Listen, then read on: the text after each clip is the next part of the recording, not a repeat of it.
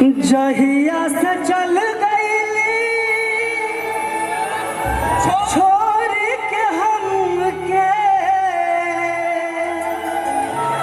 जिंदगी भइल सुनसान है। जहिया से चल गईली छोड़ के हमके जिंदगी भइल सुनसान है। जाए चंदा ले अब खबरियान हो ए चंदा ऐसन बारी मोर रान हो। क्या बात है। जहिया से चल गईली छोड़ के हमके जिंदगी भइल सुनसान है।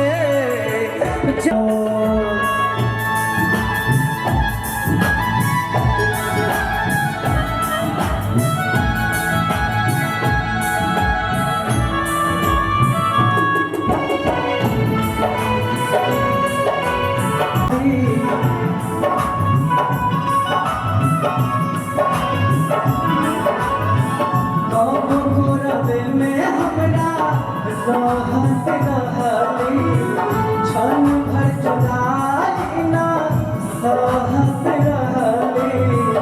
अब तो हमार बिना देखली सुरतिया अब तो चल कैसे बिहान हो। जाए चंदा अब खबरिया जाए चंदा खबरिया कैसन बारी मोर रान हो। चंदा कैसन बारी मोर रान हो।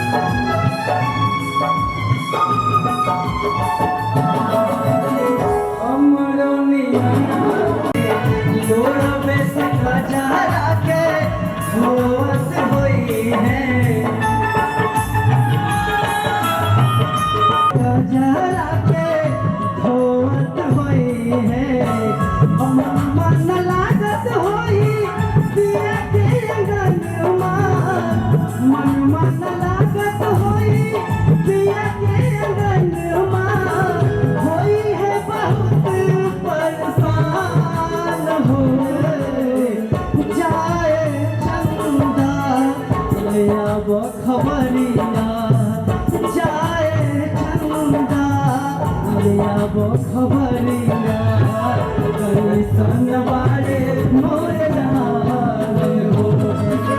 चंदा कैसन बारे मोर रान हो।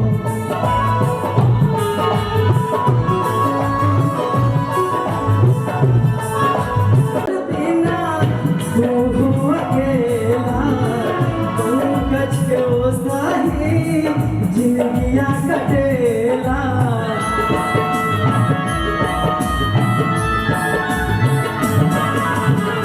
जैसे चकोर बिना अकेला पंकज के ओसाही जिंदगिया कटेला। कहेला देश होई कुछ मजबूरी कहेला देश होई कुछ मजबूरी हमें दूर वाली मुस्कान है। जाए चंदा अब खबरिया जाए चंदा अब खबरिया कैसन बारी मोर रान